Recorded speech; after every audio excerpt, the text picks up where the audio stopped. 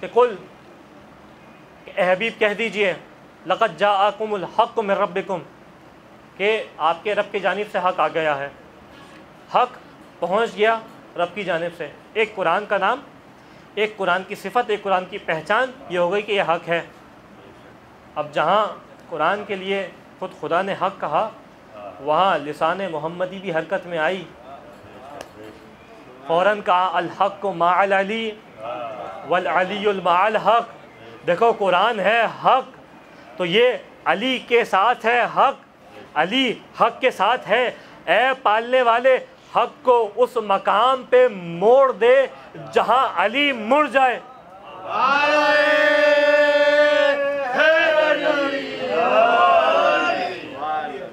جس مقام، اور یہ بھی اور تصور، توجہ کیجئے گا، یہ رسول کا جملہ بھی سمجھانے کے لیے ہے، یعنی یہ تصور یہ نہیں ہے کہ علی حق سے مڑ جائیں گے، پھر حق کہیں اور ایک لمحے کے لیے، ایک لحظے کے لیے حق کہیں ہو گیا، علی کہیں ہو گئے، اس کے بعد حق مڑ کے آ گیا۔ یہ سمجھانے کے لیے ہے کہ اگر تمہاری عقل، تمہارا ذہن، تمہارا فہم اس نتیجے پہ پہنچے جو علی کر رہے ہیں وہ حق نہیں ہے، تو یہ بتلانے کے لیے وہ فہم غلط ہے، وہ نتیجہ غلط ہے، وہ استدلال غلط ہے۔ جا کے اپنے فہم کو دیکھو، اپنے استدلال کو دیکھو، وہاں کہیں گڑبڑ ہوگی، علی کی راہ میں، علی کے فعل میں گڑبڑ نہیں ہے۔ برائے خوشنودی محمد و آل محمد بلند تر صلوات۔